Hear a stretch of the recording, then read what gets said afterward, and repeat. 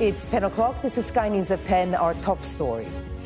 A political shift in Germany. The Conservatives look set to take victory in the election, with the exit poll showing the far right will become the second largest party.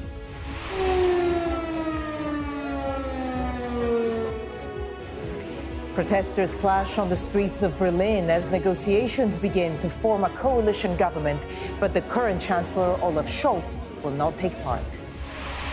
Also tonight, the Pope has early kidney failure. The Vatican confirms he is still in a critical condition in hospital.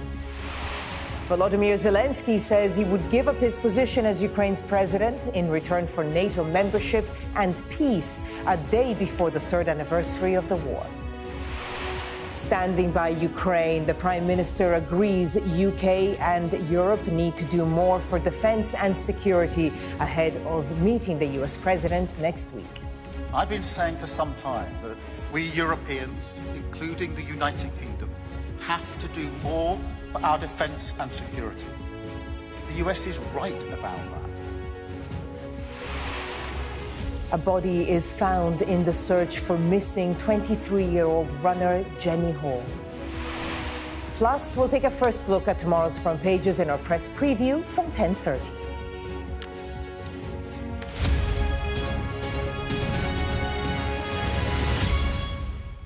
Good evening. Germany's conservative CDU party looks set to win the general election. That's according to the exit polls tonight. Friedrich Merz, who hopes to become the new chancellor, will now need to make a deal in order to form a government. Well, the party which came in second was the AfD. It doubled its share of the vote, but a firewall pact created because of Germany's Nazi history means mainstream parties will not work with the far right. Well, these are the exit poll results, which show the CDU party with 29% of the vote. The far-right Alternative for Germany, or AfD, led by Alice Weidel, has surged in popularity. The exit poll predicts it will get 19.5% of the vote. And Chancellor Olaf Scholz's Social Democratic Party looks to be in third place with 16%. The Greens in fourth with 13.5%. Sky's Europe correspondent Siobhan Robbins has more. He's been waiting for this his whole life. Finally, celebrations for former banker Friedrich Merz. He knows he's almost certainly going to be Germany's next chancellor after his conservative bloc won the most votes in the election. As soon as possible, we need to get a viable government together in Germany, a government capable of working based on a majority, because, ladies and gentlemen, the world outside is not going to wait for us. The hard work starts here. First of all, they've got to form a government, and then they have to solve the huge challenges facing Germany: an ailing economy, migration, global unrest, and the rise of the far right. That last threat was on these protesters' minds even before negotiations for the next government properly began. Outside the far-right AfD election party, supporters and opponents clashed. Some terrified that a long-standing taboo would be broken, meaning the far right could share power. I think they will grow, but I'm really afraid. So I did appointments for passports so we could leave if we need to. Because I'm really afraid because of my son. He's disabled, as I mentioned, and I'm massively afraid of how worse it will be. But inside, the AfD was celebrating a night of historic results. The first far-right party to come second since World War II. Their leader underlining their willingness and hinting at their right to help rule. We have doubled our votes.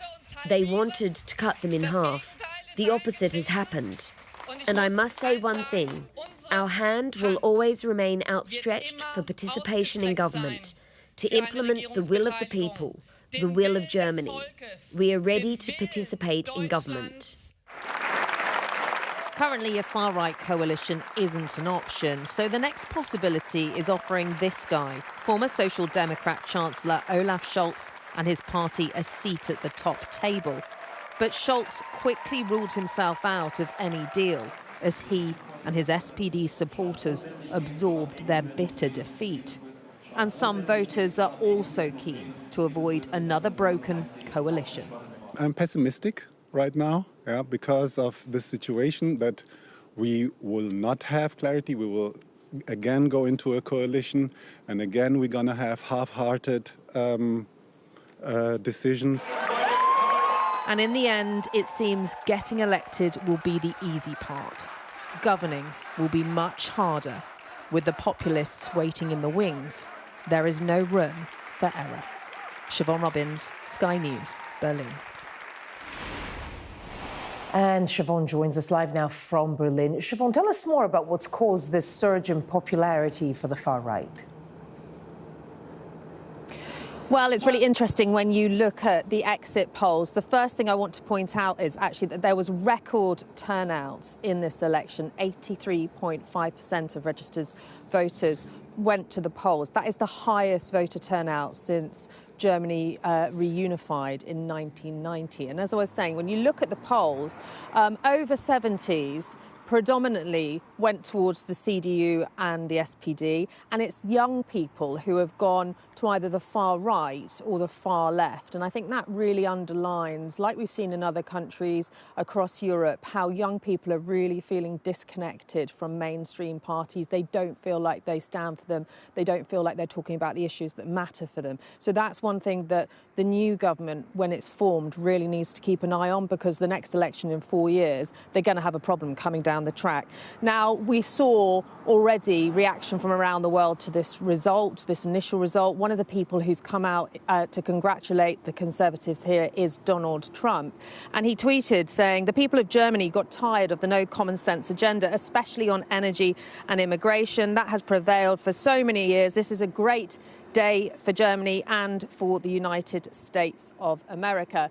The question is, how long will that warm feeling last? Because on one of his first TV interviews following the exit polls, Friedrich Merz has said one of his priorities is going to be trying to get independence for Europe from Donald Trump. He said after what he's seen in the last week, he gets the feeling that it's clear this administration mostly don't care about the fate of Europe. So we could see in the next few weeks or months two big personalities facing off, that with the AfD constantly banging their drums. This is going to be a really interesting few weeks for Germany.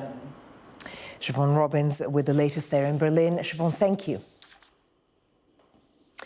The Vatican says Pope Francis remains in a critical condition, with blood tests showing he's suffering from early kidney failure.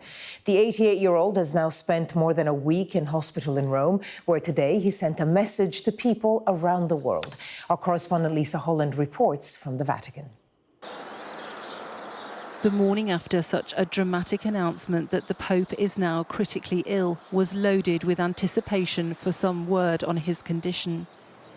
Pope Francis is being treated at the Gemelli Hospital, where he is alert but showing signs of early kidney failure. He remains on oxygen as he continues to battle pneumonia in both lungs. Sunday at the Vatican had to go on, even without the pontiff. Usually he appears in person at these windows. Instead, the Vatican released a written text on his behalf. The Pope said he was continuing his hospital treatment and resting. He thanked doctors and people around the world for their good wishes and asked them to pray for him. It's thought the message was written before his health took a significant downturn on Saturday. Faith is never lost, but it feels like optimism is fading. What the Vatican is saying is that we are living the last days of Pope Francis. It's a bad news, it's a very sad news, but the medical conditions are getting worse. Beneath a white altar 2 weeks ago, the Pope was seen struggling to breathe, unable to finish Sunday prayers. Past that same, now empty structure, deacons filed into St. Peter's Basilica for a Jubilee event. It was supposed to have been led by the Pope. Instead, there were prayers for his survival. Papa Francesco, benché in un letto dell'ospedale, the organiser of special events for the Church's Holy Year, saying they could feel the presence of Pope Francis amongst them. People had come from around the world to attend the Mass, including 2 deacons from Birmingham, who, as we filmed, were asked to deliver a blessing to a passerby. They were philosophical. They didn't get to see the Pope. He's a great man. We all love him to bits. How difficult was it coming here today, knowing the Pope's critically ill? Well, we just trust in the Lord and see where it goes. I mean, it is what it is. We can't change that. There's a slight disappointment because we always want to see him in person, but he was there. He was there. I'm sure he was following it. It were his words that were read in the homily. So he was with us, as we say in spirit. As you can feel that, you do something and a member of your family can't be there, but they're thinking about you at the same time, and he was there with us. Out of sight, but on the minds of the faithful, hoping the Pope will return to the Vatican to lead their prayers. Lisa Holland, Sky News, Vatican City. Volodymyr Zelensky says he'd give up his presidency in exchange for peace and NATO membership. The Ukrainian president was speaking the day before the 3rd anniversary of Russia's full-scale invasion of Ukraine. Our security and defense editor Deborah Haynes reports from Kyiv. For a man dubbed a dictator by Donald Trump, Ukraine's president just made a very diplomatic gesture. If to achieve peace you really need me to give up my post, I'm ready. I can trade it for NATO if there are such conditions. Volodymyr Zelensky is under pressure to strike deals, not just with Russia to stop the war, but also with an increasingly hostile Washington that wants him to sign away half of Ukraine's mineral wealth. We want successful agreement. I hope that it will not have influence on other steps of the United States, and they will not cancel or stop or freeze any support, especially military support. The president addressed the world's media on the eve of the 3rd year anniversary of Russia's full-scale war and ahead of a crucial week of diplomacy. President Macron is going to the US, but also the British Prime Minister will be going for meetings with Donald Trump this week as well. Just how important is this moment? Do you sort of view it as the last chance for the Europeans to try to convince Donald Trump to be with Europe and Ukraine when it comes to securing a peace? Very important, because they have to be at the table, to my mind. I mean, Europe. And who will represent Europe, I can't tell you now exactly, but I think that one person will represent EU, and of course UK has to be at the table. And if we speak, for example, about security guarantees. Earlier, his top officials also answered questions, including about a possible showdown on Monday at the United Nations between allies.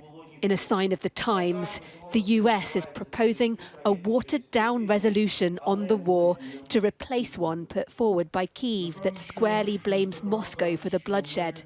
Are you standing firm, and are you worried that the US is trying to whitewash Russia's war in Ukraine? I can state with certainty that we have strong support from all our partners. Our resolution will be brought to a vote in the General Assembly Hall. That is what I can tell you. Donald Trump says he's seeking peace.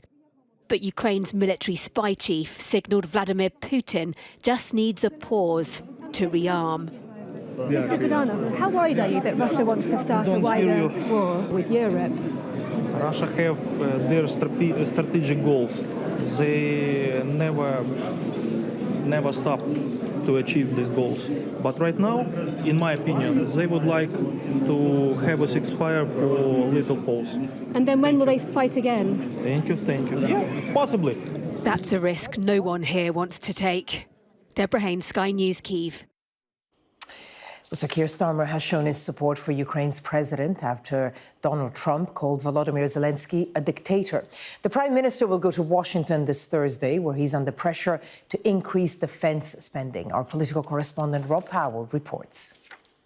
Caught in the middle, a growing rift between the US and Ukraine has left Sir Keir Starmer with a fine line to walk in Washington this week.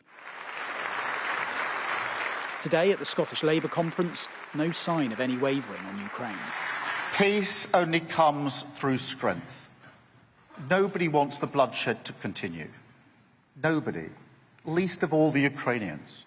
We Europeans, including the United Kingdom, have to do more for our defence and security. The US is right about that. In this new era, we can't cling on to the comforts of the past. But with the US now adopting a different position, how can the UK bridge the gap? This MP says the Prime Minister should focus on action, not words. To what extent can Keir Starmer directly take on some of the stuff that we've heard from President Trump calling Zelensky a dictator? Or should that sort of be sidelined in the name of diplomacy? I think the most important thing here is the outcome, and everybody airing their opinions publicly about each other is probably not going to take us very far. What actually matters, and it's the most fundamental thing, is our security and our safety. The picture has grown bleaker for Ukraine and Europe in recent days, the geopolitical weather across the continent changing drastically. So Keir Starmer's message here in Glasgow was a familiar one of steadfast support for Ukraine, but his tone and language may have to evolve when he meets Donald Trump, as the Prime Minister looks to accentuate where the pair agree, gloss over any tensions, and also appeal to the President's ego. That may involve accelerating a timetable to spend more on defence, a key ask from Donald Trump and something the President could claim as a win. But it may also be a necessity if we're to commit troops to Ukraine. Could the UK military do this? Just about. But the issue is it just couldn't do anything else in terms of the British Army. It would almost be fully committed on this and our pre-existing commitments to Estonia as well. But new spending needs new money, with Conservatives saying overseas aid should be looked at. You can't borrow it. Borrowing's too high already. You can't tax anymore. Taxes are going through the roof. There will have to be difficult decisions, and we think the aid budget will have to be under consideration. How to balance allegiances closer to home with special relationships far away. A daunting task. Thank you. With danger present for all involved. Rob Powell, Sky News in Glasgow. And Rob joins us now from Downing Street. And Rob, we're already seeing a show of solidarity between NATO leaders and Ukraine ahead of a week of Washington visits. And we're also expecting some big announcements this week. Yes, Barbara, tomorrow on the third anniversary of the Russian invasion, we will see once again the UK lining up firmly behind Ukraine and against Moscow. We will get what the Foreign Secretary has called the largest package of sanctions against Russia since the early days of the war. The Home Office will unveil measures to target those with links to the Kremlin, and the Ministry of Defence will also announce more support for Ukraine. But what we're also seeing this weekend already is solidarity and a show of solidarity between the non-US NATO members. We had phone calls between European leaders yesterday. This afternoon, the Prime Minister has been speaking to the Canadian Prime Minister Justin Trudeau. He's spoken to the NATO Secretary General and also to the French President. Of course, Emmanuel Macron will be in Washington tomorrow meeting Donald Trump ahead of Sir Keir's meeting with him on Thursday. I think in terms of how the British Prime Minister will approach that meeting, you can see some clues in the comments we've had from him today. I think, firstly, he will seek to emphasise the aims that Donald Trump has rather than necessarily the means. So talking about how he wants peace rather than necessarily speaking that much about how he wants to get there. I think, secondly, he'll emphasise and try and play to Donald Trump's strongman instincts, essentially saying, don't let Vladimir Putin get one over on you. And then lastly, I think he'll try and make a deal, try and offer Trump something. Maybe that's UK boots on the ground. Maybe that's a big promise on defence spending. All of the phone calls that have been going on this weekend have emphasised the need for the European countries and allies to step up for their own security. But I think that's where international diplomacy meets domestic fiscal pressures on financial spending and on the public finances. That said, when Keir Starmer stood here after he was appointed Prime Minister, he said that the first duty of his government would be defence and security. It may be in the days ahead and the weeks ahead we find out what that really means. Rob Powell in Downing Street. Rob, thank you. A body has been found in the search for a missing runner near Durham. 23-year-old Jenny Hall was last seen on Tuesday leaving her home. Durham Constabulary says the body was found in a remote area of Teesdale and there are not thought to be any suspicious circumstances. A British couple in their 70s have reportedly been arrested by the Taliban in Afghanistan. Peter and Barbie Reynolds have been running education programs in the country for 18 years. Their children say they were detained earlier this month, but the reason for their arrests is unknown.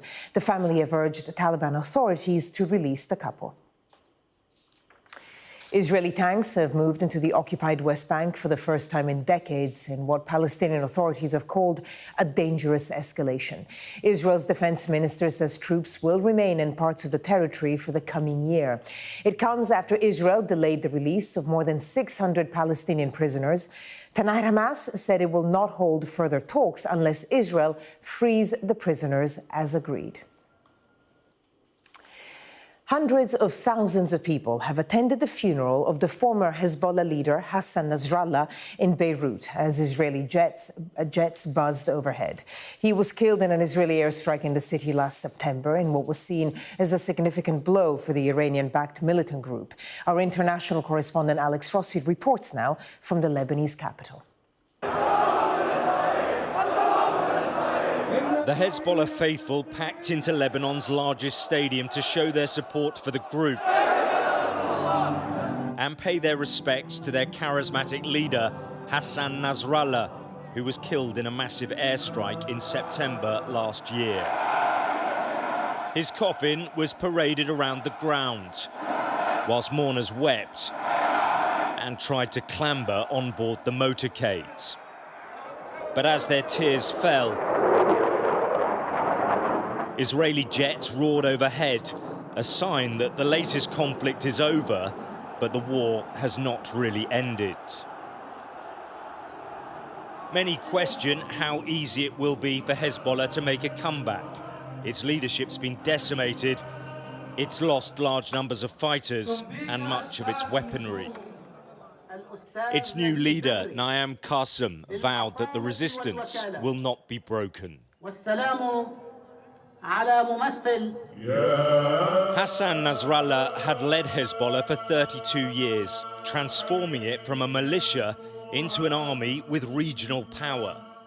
But the war he launched against Israel after the October the 7th terror attack, in solidarity with Hamas, was a catastrophic miscalculation.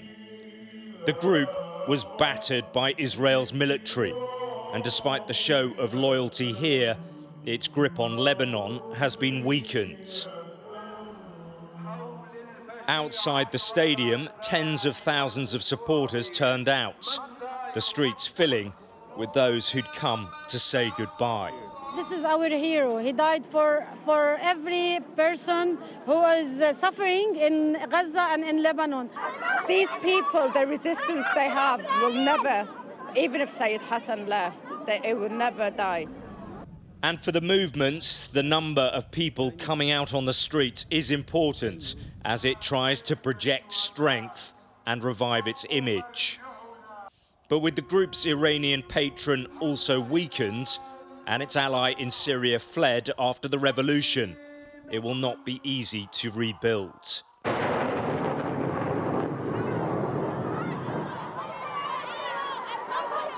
We've just seen the Israeli jets come over again for a second time, and you can see the reaction from the crowds of it here. Tens of thousands of people have come out to show their respects. They're all shouting now, "Death to Israel." Of course, their ultimate foe has just gate-crashed this service, but also reminded them about how their leader, Hassan Nasrallah, was killed. Nasrallah will be hard to replace for the movement, which is designated a terror organisation by much of the Western world. There's no doubt the conflict with Israel has left Hezbollah in crisis. Questions also about the wisdom of starting a war which caused so much destruction. Alex Rossi, Sky News, Beirut. Let's get the latest sport now from Sky Sports News and Dave. Staying connected is vital for business. Sky Business sponsors this report.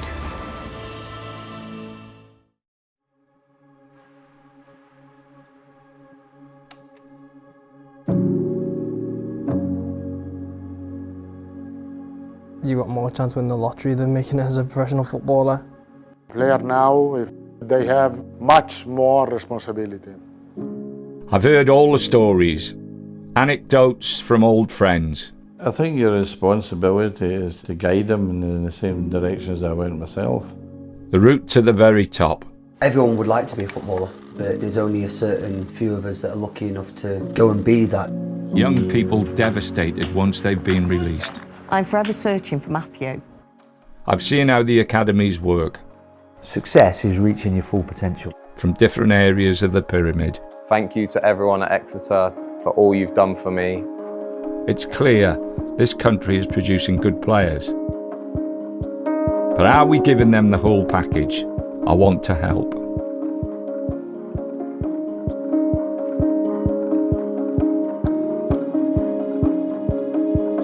I decided to get some more advice on education. This is Bryanston School in Dorset. Richard Jones is the headmaster here and has some big ideas that could work in football. Even Premier League clubs visit here, looking at the work they do around mentoring pupils. Our approach here at Bryanston is that we have a one-to-one tutor approach. So when a pupil joins Bryanston, we take the time to understand them better before they actually begin with us. And then once we know what they're like as a character, what their interests are, what their passions are, what their background is, then we allocate them a member of staff that we think they're going to form a really good connection and relationship with. So that member of staff then stays with them as their tutor for their hopefully their whole 5-year period that they're with us. How much do you think the kids lose touch with other parts of their life as youngsters? Football academies start so early, far earlier than academies in any other sport. The demands on their time is significant right from an early age. And parents. And parents. Now, you take a 7-year-old with whom maybe training, like you say, 2 times a week, probably at that age. Yeah.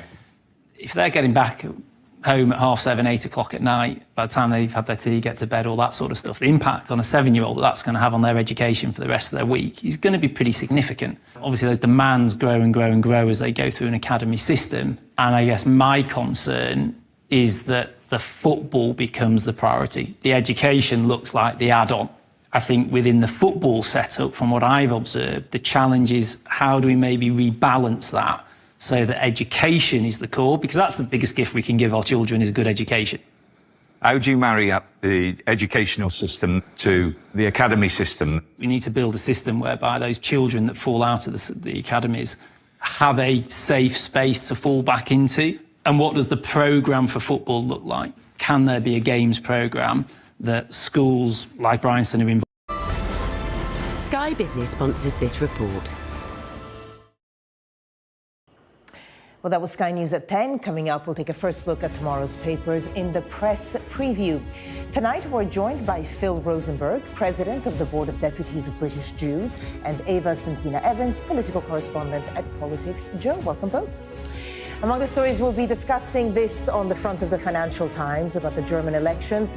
Their headline, Merz poised to become next German Chancellor as AfD attracts record vote. We'll be right back.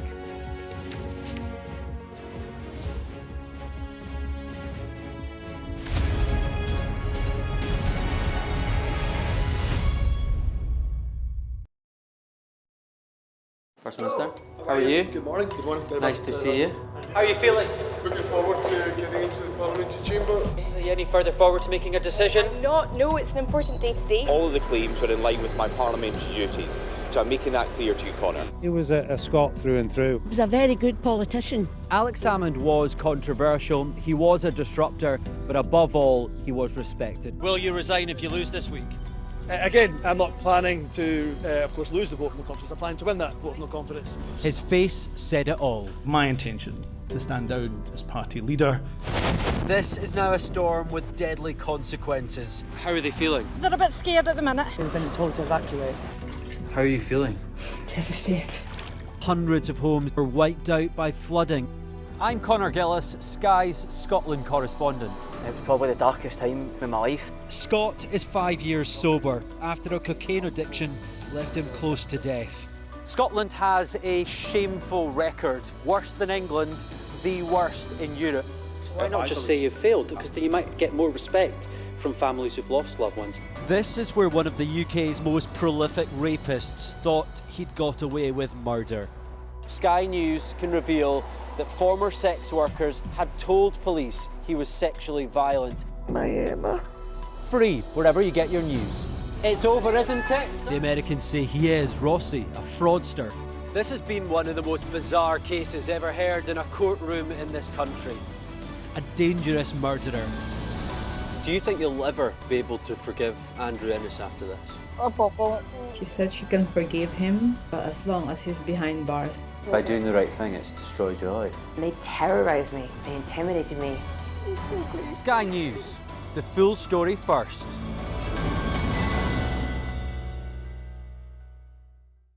Mandatory evacuation, you must leave! For many people, Harvey is far from over. People here believe the water will be this deep for weeks. I'm Greg Milam, and I'm Sky's chief North of England correspondent. Are you trying to run me over, Sir Philip? No, go away. Look like it, sir. Will you respond to those who made accusations, Sir Philip? Can you go away? Sky News, the full story first.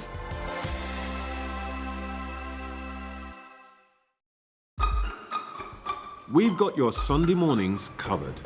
From the front page and the sounds of the streets to the voices of the people who make the major calls and big picture politics beyond Westminster. We'll put you at the heart of our story. I'm ready. Are you? Join me, Trevor Phillips, Sunday mornings on Sky News. Weeknights on Sky News. This is your chance. Tell people. Welcome to the Politics Hub. Our police force has apologised. If you want to find out about Grimsby, you come to the docks. I'm live in Jerusalem. Are you not concerned that that could lead to all-out war? Hello there, good evening. There are fears of an upsurge in violence. What's at stake here? You are watching the press preview, a first look at the front pages as they arrive. This is Sky News. In just a moment, the press preview. A first look at what's on the front pages as they arrive. But first, our top stories. Germany's conservative CDU party looks set to win the country's election with the AfD far-right party in second place. Pope Francis remains in a critical condition as tests reveal he's also suffering from early kidney failure. And Volodymyr Zelensky says he would give up his position as Ukraine's president in return for NATO membership and peace.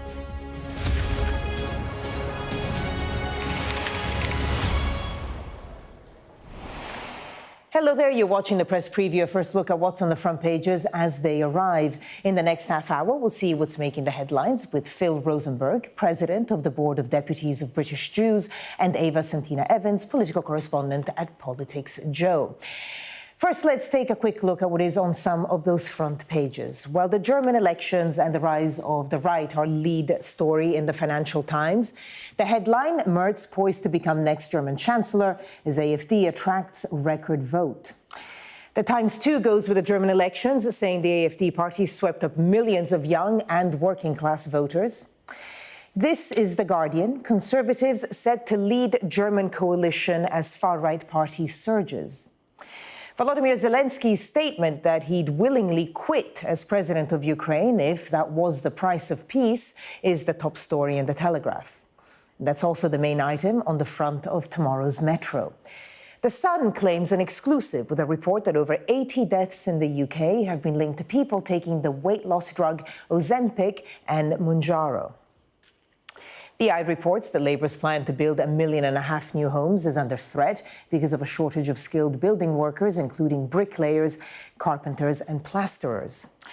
The so-called WASPy women who missed out on state pension benefits when the qualifying age was changed are threatening to sue the government if they're not compensated, and that's according to the Daily Express. The Mail reports that Tory leader Kemi Badenoch has written to the boss of the BBC over claims that TV licence money found its way to the militant group Hamas. And The Star, in its own fashion, says that scientists who've been developing AI technology are now losing their jobs to the very thing that they've created. And we're joined tonight by Phil Rosenberg and Eva Santina Evans. Thank you both so much for being with us this Sunday. So obviously the German elections on the front pages of many of the papers, important for Germany, but also for Europe at a time when Europe, I suppose, it's trying to find a new identity now that America may not quite be on the side.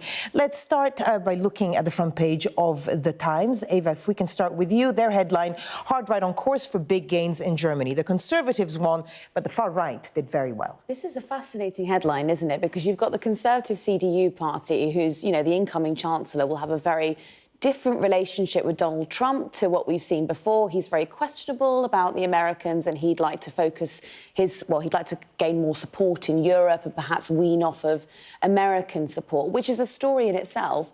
But what's made the front page is the AfD, who's doubled their vote share, and they've got around 19% of the vote, and they're on course to be the second largest party. Now, the AfD are very anti-immigration, and, they've even got, actually, one of their members was convicted for using a Nazi slogan at one point during this election cycle. They have, very questionable views, but they have scooped up votes among the working classes and also amongst young people. And it's just going to be very interesting to what happens, I think, to the rest of Europe as it heads into the next elections over the following few years. Phil, it's also going to be interesting to see what this does to Germany, because they have this thing called a firewall, where the other parties, for obvious historical reasons, don't want to form a coalition with the far right. But a result like this, does make you think. It's really alarming. A few weeks ago, we marked the 80th anniversary since the liberation of Auschwitz, and the disaster that the far right in Germany brought upon that country, but upon all of Europe, and of course the Holocaust and the disasters that it brought on Jewish people and many other minorities as well. And yet here we have 80 years later, the far right springing up to 20% of the German polls. It's very concerning about whether we've learnt the lessons of history, and it's a dark reminder that we need to keep learning them. Yeah, well, let's take a look at the Telegraph there as well. Again, a very similar angle here. And this is the leader of the far right, Alice Weidel, co-leader, actually, celebrating doubling their vote. Eva, what do you think of this firewall idea? Because they're going to keep the AfD, it seems, out of any coalition.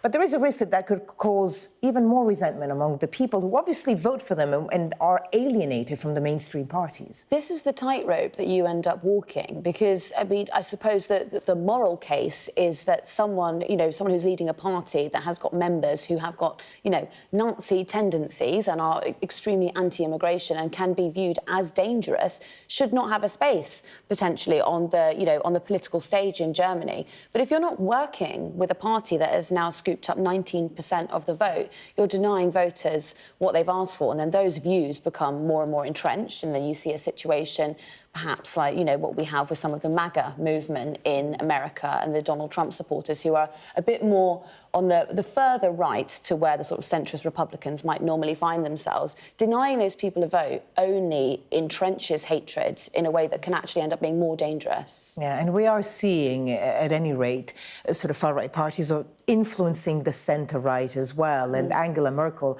actually criticised Friedrich Merz a while ago because she said that he was working with the AfD on migration issues. Yes, and he's backed off a bit from that after sort of seemingly backing something they were doing in the German parliament.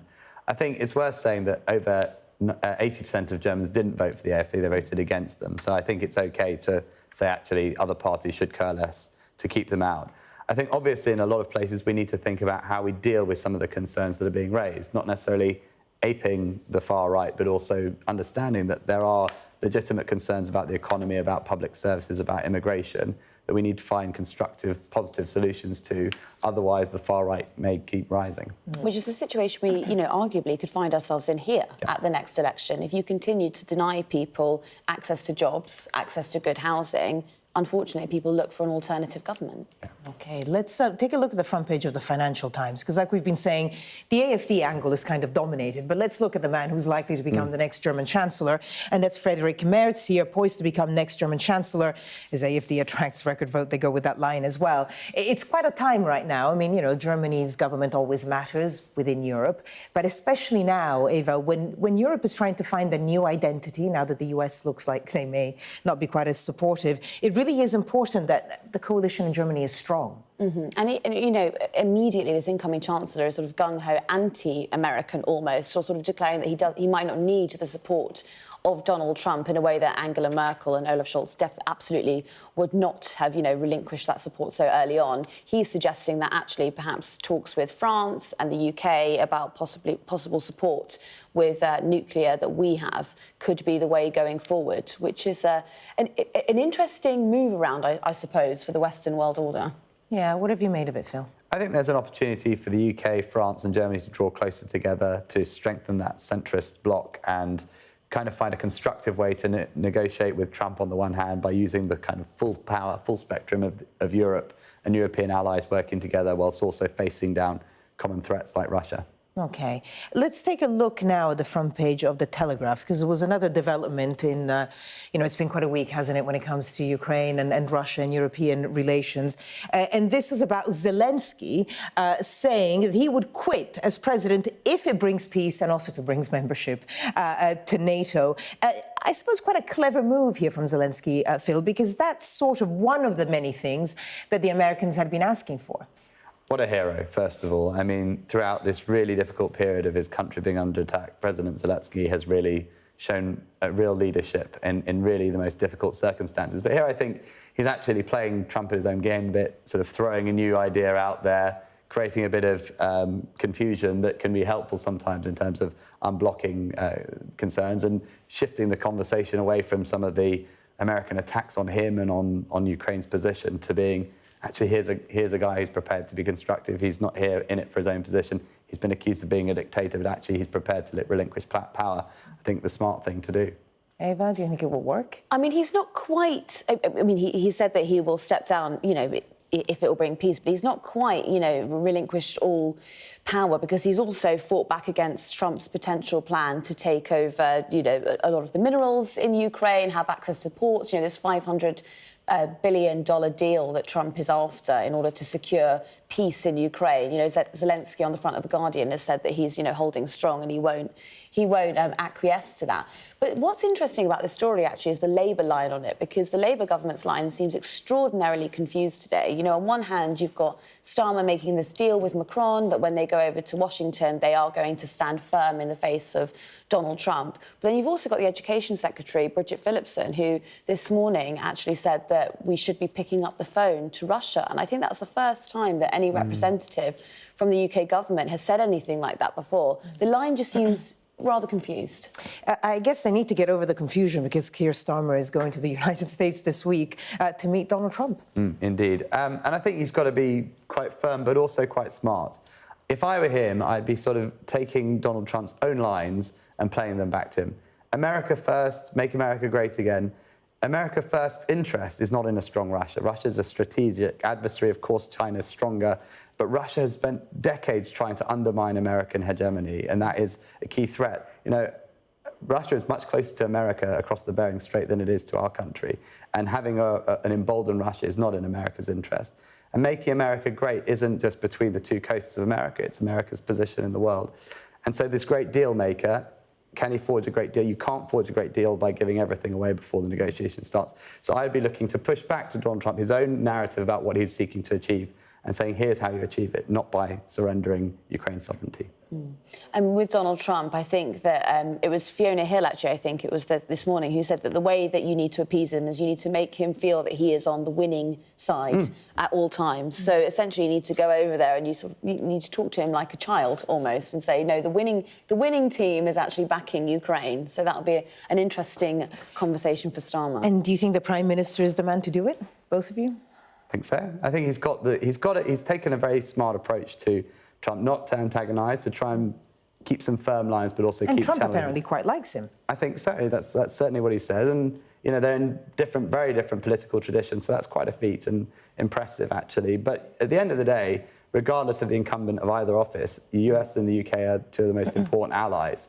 And I think anyone should be able to do that. I mean, you say that allies, and we've been talking about special relationship and bridge over the past few days, but do you think that applies? Do you think Keir Starmer can be a bridge, that we can be a bridge? Well, I mean, the jury's still out on whether the Foreign Secretary, David Lammy, will be joining Keir Starmer on this trip, and that is because David Lammy has been rather rude about Donald Trump in the past, and perhaps that wouldn't be the best way to approach the new president. But, there's also an argument that potentially going with a line from Macron is not the best way to strike a deal. Trump is not that, he doesn't really care about France. He doesn't seem to care about Germany. I think he actually said the other day that the elections weren't that much of interest to him. So perhaps going with the EU line, not the smartest thing to do.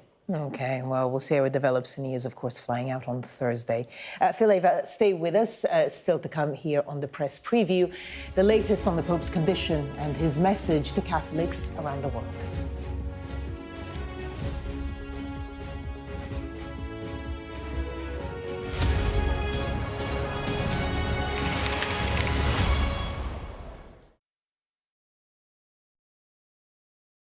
Fire, shouts the commander. There's a dash to safety. We've now got to wait inside the shelter to see if there is incoming. I'm Deborah Haynes, Sky's security and defence editor. Should Russia's war with Ukraine escalate significantly, pilots like these could be called upon to go into combat for real.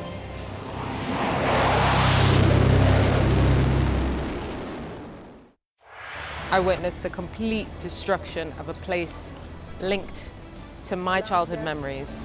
This is insane. I'm Yusra Al-Bagher, Sky's Africa correspondent based in Johannesburg, South Africa. I felt awe when we saw the mountain gorillas in Rwanda. We call him the king of the jungle. This is the alpha silverback. Sky News, get the full story first. We're going to do this 100 times every day for the next 3 months. Why have we agreed to this? Raises many questions about many things. Actually seeing people impacted, she was so upset. It was powerful. They kind of couldn't believe they were being berated here. Very much on my terms, I think was the subtext. News happens fast around Donald Trump. It was a kind of wow moment. Yeah, that's what it feels like, doesn't it? It's Trump world, and we just live in it. So, where next? Follow Trump 100 wherever you get your podcasts.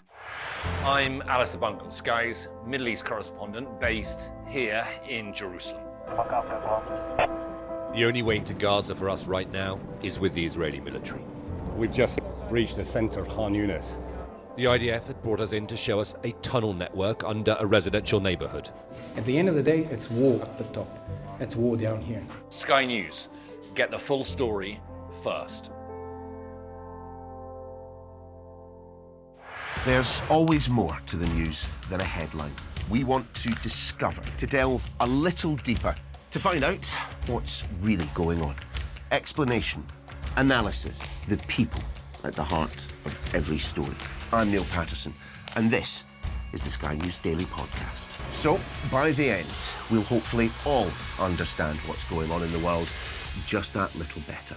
Available wherever you get your podcast. I saw police being forceful, pushing young men and women to the ground as they made almost 100 arrests. Will the cold affect your voters? Well, we have a lot of tremendous support. Free, wherever you get your news. The people here know that worse storms may well be on their way. I'm Martha Kellner and I'm Sky's US correspondent based here in Los Angeles. Mandatory evacuation, you must leave! For many people, Harvey is far from over. People here believe the water will be this deep for weeks. I'm Greg Milam, and I'm Sky's chief North of England correspondent. Are you trying to run me over, Sir Philip? No, go away. Look like it, sir.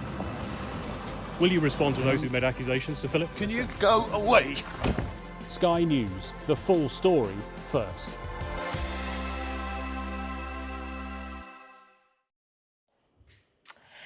Welcome back. You're watching the press preview with me in the studio, Phil Rosenberg and Eva Santina Evans. OK, let's go straight away to The Express, page 2, a story that we have been covering here on Sky. Everyone's been covering it, really.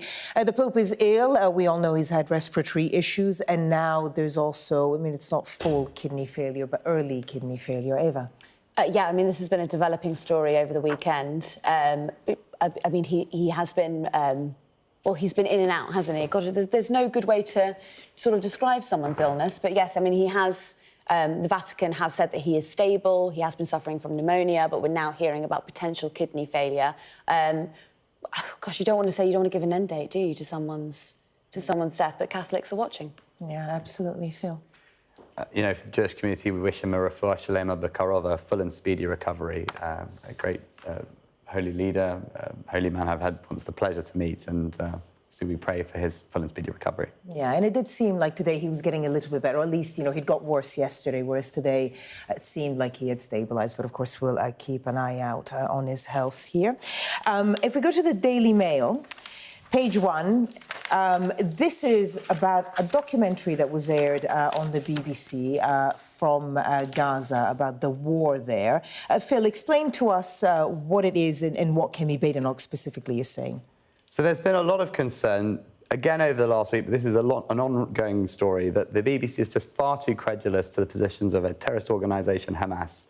And this week we learned that in a documentary, the narrator, who turns out to be the son of a senior Hamas official, and the BBC had somehow missed this in the production of this. They had to kind of pull back, then they had to take it off air. I think now they're going to be putting it back on air with a kind of explainer that says this is the son of a senior Hamas official. It's a terrible lapse in terms of the scrutiny. And over the last days, even since that time, the BBC have had to delete a tweet that spoke about how there'd been a mix-up in the coffin exchange with Shiri Bibas, where they gave the body of an unidentified Palestinian woman instead. I mean, it's just constantly sort of parroting Hamas lines. So I think it's right that Kemi Badenoch is calling for this. I think we need to see an independent inquiry into what's going on at the BBC. What is happening culturally or in terms of personnel that they keep making these mistakes? OK. And also, Eva, you know, the BBC, just like all other international broadcasters, isn't actually allowed into Gaza and hasn't been since the start of the war. But what have you made of it?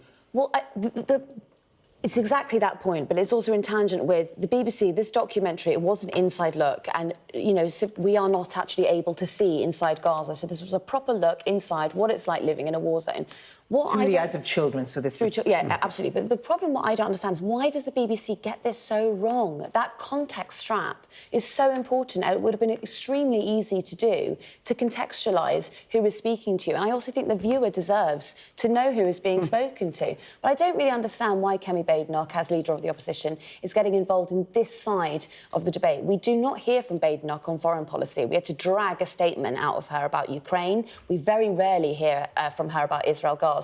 I don't understand why she is hyper-focusing on this small cog when actually, as leader of the Conservatives, she should be speaking about the broader conflict, well, all of the time. OK. Let's move on to another story, a slightly lighter one, after a very difficult and heavy week of news. The Times. Angling. Young cast off their anxiety by catching on to angling. Anyone do any angling here between the two of you? No?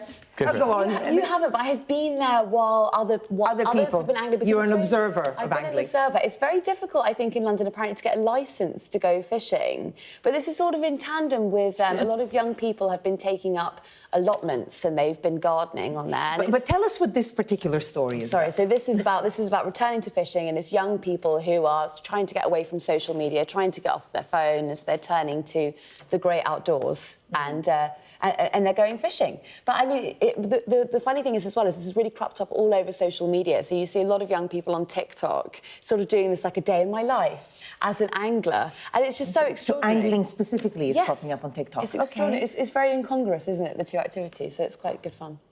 I think it's just such a wonderful thing. I mean, I've not done angling, but I think the slow life is so important in a world where we're constantly bombarded with images from our phones and screens and so on.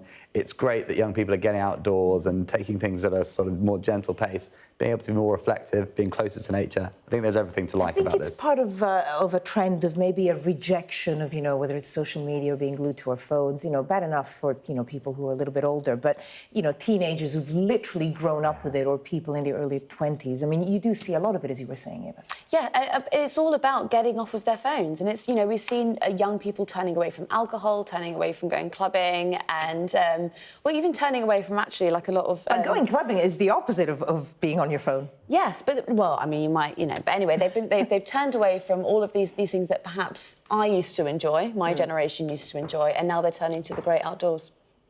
It's wonderful to see, and I think, all credit to them. People have breaks, whether it's prayer, meditation, fishing, sport. We have the Sabbath, where we have 25-hour detox from our phones. I think these are all good things. I think we need to find ways in our life to just unplug, switch off, get back to ourselves a bit. We'll all have to try angling at some point, as opposed to just watching it, Eva. But Eva Santina-Evans and Phil Rosenberg, thank you both so much. I'll see you in the next hour. Thank you. And now let's take a look at the weather. Well, today's rain will clear the south later tomorrow and the wind will ease, leaving sunny spells and a scattering of blustery showers. A Met Office amber warning for heavy rain over South Wales expires at 6 a.m., while other yellow rain warnings in the southwest expire at 8. Now, tomorrow looks fairly mild at first, although windy in the southeast and northwest, and it'll be wet in the south, with prolonged rain over southeast England and heavy showers elsewhere. Northwestern parts will be showery too. Now, southern Britain will tend to dry up during the morning with persistent rain in the southeast, soon clearing, and showers becoming increasingly isolated. Elsewhere, eastern parts look mostly fine, but heavy, blustery showers will extend across northern Scotland and the west of Ireland, some heavy with hail and thunder. It will be mild in the south, nearer average elsewhere, and less windy than today. Well, showers will develop much more widely during the afternoon, fading over the Midlands and eastern Britain later. Tuesday looks drier and calmer. Coming up next on Sky News at 11, a big swing in the German elections to the far-right AfD, but the country is readying itself for a new conservative CDU chancellor, Friedrich Merz.